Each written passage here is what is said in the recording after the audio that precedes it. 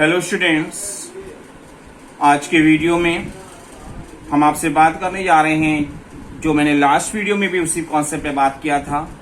पर ये बहुत इंपॉर्टेंट कॉन्सेप्ट है, इसलिए हम इस पे एक वीडियो और लेके आए हैं। दिया हुआ है question, discount on issue of debenture based account बनाने के लिए दिया हुआ है। On 1 April 2015 x limited issued 90,000 7% debentures of ₹10 each। 90,000 debentures 10 rupees each की रेट बताई गई है एट ए डिस्काउंट ऑफ 9%। हम एट ए डिस्काउंट ऑफ 9% इसको हम इशू कर रहे हैं और रिडमेबल जो करेंगे, रिडम्पशन जो करेंगे वो एट पार करेंगे at after 3 years। 3 equal instalments में करेंगे और स्टार्टिंग हमारी कब से होगी? फ्रॉम 31 मार्च 2017 से। पहली किस्त का जो हम पेमेंट करेंगे वो 31 मार्च 17 को करेंगे और हमको discount on issue of debenture account बनाना है जो बनाया जाएगा अप टू 31 मार्च 18 तक। तो हम आपको एनालिसिस तो पूरा बना के बता दे रहे हैं। दिया हुआ discount on issue of debenture account 90,000 debentures 10 rupees each, 9 lakh rupees के होंगे, जिसका 9% अमाउंट हमारी डिस्काउंट की है, तो वैल्यू आ जाएगी 81,000। इसका एनालिसिस मैं आपको पूरा बता रहा हूं, क्वेश्चन में थोड़ा कम पूछा गया है। तो करेंगे, स्टार्ट करेंगे। आपने देखा कॉलम क्या होंगे? ईयर, आउटस्टैंडिंग बैलेंस या अनपेड बैलेंस, रेशियो, और जो चौथा कॉलम होता है वो होता है डिस्काउंट रिटर्न ऑफ या loss on issue of debenture amount return of, जो चाहे कर सकते हो। आपने स्टार्टिंग किया है पेमेंट करना 31 मार्च 17 से, बट हमारे इशू के अकॉर्डिंग अगर हम बात करेंगे तो हमारा ईयर क्लोज हो रहा है 31 मार्च 16 को, फिर 17 को, फिर 18 और अप टू 19 तक का हम आपको बता रहे हैं। हमारे 9 लाख रुपीज फेस वैल्यू के डिबेंचर्स थे। आपने पहले साल कुछ भी नहीं दिया, पूरा अनपेड रहेगा। दूसरे साल के एंड में दिया तो है 3 लाख रुपीज, क्योंकि 9 लाख को 3 पार्ट में दिया है, तो 3 लाख 3 लाख 3 लाख की इंस्टॉलमेंट में। बट इसका इम्पैक्ट इस साल आपके ऊपर नहीं आएगा क्योंकि ईयर के एंडिंग डेट पे दिया है। तो ऐसी सिचुएशन में पूरा 9 लाख रुपीज पूरे साल तक अनपेड रहेगा। अब इस साल के एंड में आपने जब 3 लाख रुपीज पेमेंट कर दिया तो 6 लाख रुपीज बचेगा, जो पूरे साल 6 लाख अनपेड बैलेंस बना रहेगा। फिर आप इस साल के एंड में 3 लाख फिर दे दोगे तो आपका पास बचेगा 3 लाख, जो पूरे साल आपके पास अनपेड बैलेंस बना रहेगा। रेशियो क्या हो जाएगा? छोटा कर लें तो 3 3 9, 3 3 9, 3 2 6 और 3 1 3। रेशियो हो जाएगा 3/9, 3/9, 2/9 और 1/9 को, जिसको अब कैसे रिटर्न ऑफ करेंगे? अपना रेशियो बन गया है 81,000 इंटू 3/9। फर्स्ट ईयर में आपकी वैल्यू आ जाएगी 27,000। सेकेंड ईयर में सेम रेशियो है, फिर वैल्यू वही 27,000। थर्ड ईयर में 81,000 इंटू 2/9 18,000 और फोर्थ ईयर में 81,000 इंटू 1/9 9,000 रुपीज आपको पीएल में ट्रांसफर करके रिटर्न ऑफ करने का काम करना होगा। अब हम बनाएंगे इसके लिए अकाउंट। तो सबसे पहले हम जो बना रहे हैं उसका नाम लिख दें। लिखा है हमने discount on issue of debenture account हम बना रहे हैं, जिसका कॉलम आपको पता है date particulars amount, date particulars amount. हमने एनालिसिस आपको अप टू 31 मार्च 19 तक बता दिया है समझाने के लिए, बट क्वेश्चन जो आपको बनाना है वो अप टू 31 मार्च 18 तक ही बनाना है, जो मैंने उतना ही बनाया है। हमने इशू किया था 1 अप्रैल 2015 को, तो उस डेट पे हमारी डिस्काउंट की अमाउंट आई थी 81,000। 81,000 हम डिस्काउंट के में लिखेंगे टू डिबेंचर्स अकाउंट 81,000 से। अब इसको हम हर साल के एंड में रिटर्न ऑफ जैसे जैसे करने के लिए कहा गया है, उसका रेशियो जो बना है उसके अकॉर्डिंग हम उसको रिटर्न ऑफ करने का काम करेंगे। तो फर्स्ट ईयर के एंड में 31 मार्च 16 को हमने लिखा बाय पीएल अकाउंट, जिसकी रिटर्न ऑफ अमाउंट कितनी आई थी एनालिसिस टेबल में 27,000। हमने 27,000 रिटर्न ऑफ कर दिया। 81 में से 27 चला गया तो बैलेंस वैल्यू बची 54,000। 54,000 31 मार्च 16 को हमारी बैलेंस शीट होगी। अब यही नेक्स्ट ईयर की बिगनिंग डेट 1 अप्रैल 2016 को हो जाएगी टू बैलेंस ब्रॉट डाउन 54,000। फिर ईयर के एंड में हमने एनालिसिस टेबल में दिखाया है कि 27,000 का रिटर्न ऑफ हो रहा है ईयर के एंड में, और जिस ईयर की स्टार्टिंग हम 1 अप्रैल 16 से कर रहे हैं वो 31 मार्च 17 को जाके क्लोज होगा, और हम लिखेंगे बाय पीएल अकाउंट 27,000 से लिख दिया। फिर बैलेंस सीडी करेंगे। बैलेंस सीडी ईयर के एंडिंग डेट पे होता है, ये आप सभी को पता है। बाय बैलेंस सीडी 54 में से 27 चले गए, बैलेंस ऑफ अमाउंट 27,000 बची। फिर ये सीडी कन्वर्ट होके नेक्स्ट ईयर की बिगनिंग डेट जो आपकी 1 अप्रैल 2017 है, उस डेट को कहा जाएगा टू बैलेंस ब्रॉट डाउन 27,000 से। और आप 31 मार्च 2018 को जो रिटर्न ऑफ कर रहे हैं वो 18,000 कर रहे हैं, जिसे हम पीएल अकाउंट के थ्रू रिटर्न ऑफ करेंगे, और हमने लिखा बाय पीएल अकाउंट 18,000।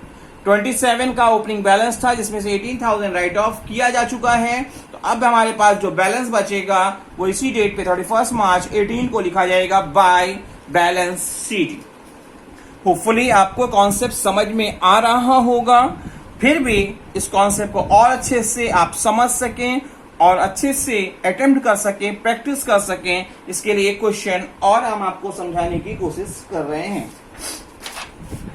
दिया हुआ है M limited issued 10,000 8% debentures of ₹100 each at a discount of 6%। M limited ने 100 रुपीज फेस वैल्यू वाले डिबेंचर 6% डिस्काउंट पे इश्यू किए, और रिडम्पशन जो किया है पहले साल कुछ नहीं दिया, सेकेंड ईयर में 5 लाख रुपीज दिए हैं सेकेंड ईयर के एंड में, थर्ड ईयर में नील लिखा हुआ है, कोई अमाउंट नहीं दी, और फोर्थ ईयर में जो बैलेंस अमाउंट बची है वो पूरी एक बार में देके खत्म कर दिया है।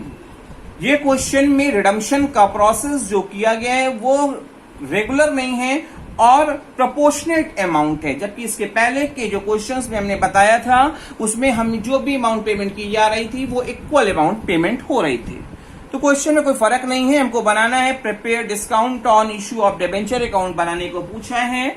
हमारी डिस्काउंट की अमाउंट जो आएगी, जिस लिखेंगे discount on issue of debenture account में जो मेजरमेंट वैल्यू आएगी 10,000 100 रुपीज ईच 10 लाख की हो जाएंगे, जिसका 6% अमाउंट अगर हम देखें तो 60,000 रुपीज होता है।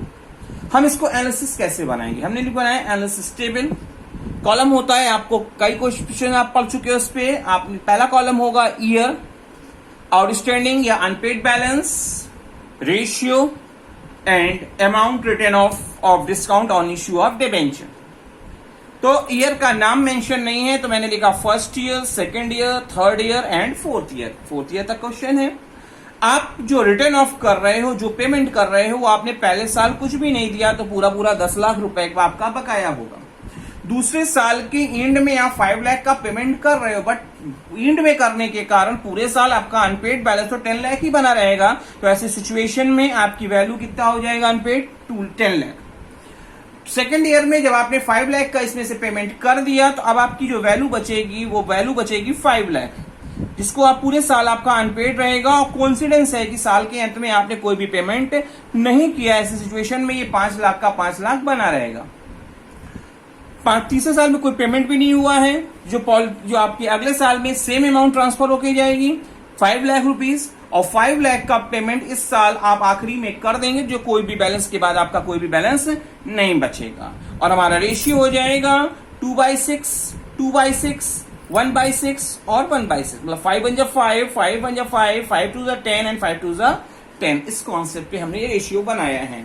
अब इस डिस्काउंट की अमाउंट जो 60,000 आई है इसको रिटर्न ऑफ हम कैसे करेंगे, तो रिटर्न ऑफ करने के लिए हम अपने रेशियो को अप्लाई कर रहे हैं 60,000 इंटू 2/6, तो पहले साल में रिटर्न ऑफ होगा 20,000।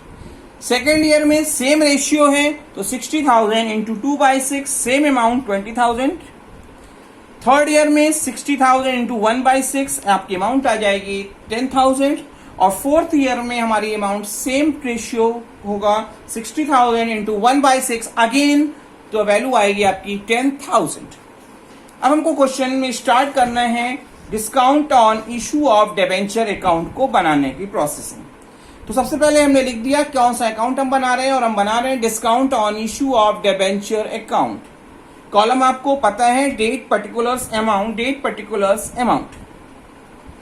फर्स्ट ईयर डेट मेंशन नहीं है, ये डेट जिस डेट को हम इशू करते हैं वही डेट यहां लिखी गई होगी। तो आपने लिखा टू 8% डिबेंचर्स अकाउंट, जो डिबेंचर्स है उसको बारे में लिख दिया, क्योंकि जनरल जिस भी अकाउंट को बनाया जाता है उस अकाउंट में उसका नाम नहीं लिखा जाता, इसलिए मैंने डिस्काउंट ना लिख के 8% डिबेंचर्स लिखा है। वैल्यू कितनी आई थी? 60,000 आई थी। फर्स्ट ईयर के एंडिंग डेट पे हम जाके लिखेंगे बाय पीएल अकाउंट और 20,000 अमाउंट हमारी रिटर्न ऑफ होगी, क्योंकि आपने एनालिसिस टेबल में देखा है कि 20,000 हमारा रिटर्न ऑफ हो रहा है। और अब बैलेंस बचेगा ईयर के एंडिंग डेट पे, जिसे हम बैलेंस सीडी कहेंगे, वो बैलेंस होगा 40,000 का। ये सीडी कन्वर्ट होके नेक्स्ट ईयर की बिगिनिंग डेट पे अक्रॉस ट्रांसफर होके यहाँ आई है टू बैलेंस ब्रॉट डाउन 40,000 से। और अब इसे फिर ईयर के एंडिंग डेट पे जब हम क्लोज करने जाएंगे पीएल अकाउंट को, तो लिखेंगे बाय पीएल अकाउंट और फिर हमारा 20,000 एनालिसिस टेबल में दिखाया गया है कि 20,000 रिटर्न ऑफ हो रहा है। 40 में से फिर 20 चला गया, तो अब बचा हमारा कितना? 20,000 आ जाएगा। ये सीडी कन्वर्ट होके फिर बीडी बनेगी थर्ड ईयर के बिगिनिंग डेट पे और हमारी वैल्यू जाएगी टू बैलेंस ब्रॉट डाउन 20,000 से। फिर क्या करेंगे, क्योंकि हमको अभी 4 इयर्स तक बनाना है, तो थर्ड ईयर की एंड में जब जाएंगे तो फिर लिखेंगे बाय पीएल अकाउंट। अभी एनालिसिस टेबल में हमने 10,000 थर्ड ईयर में रिटर्न ऑफ किया था, तो 20 में से 10 चला गया। अब हमारी बैलेंस वैल्यू बची, जिसे हम बैलेंस सीडी के नाम से ईयर की एंडिंग डेट पे दिखाएंगे 10,000।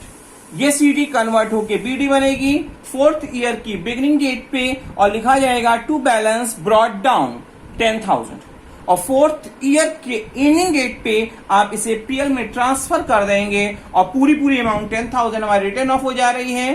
10,000 थे और 10,000 रिटर्न ऑफ होने के बाद अब कोई भी बैलेंस वैल्यू हमारी नहीं बच रही है। तो होपफुली आपको ये कॉन्सेप्ट बेस्ड क्वेश्चन जो discount on issue of debenture account बनाने के लिए आपको मैंने समझाने की कोशिश की है, होपफुली आपको अच्छे से समझ में अब आ गया होगा।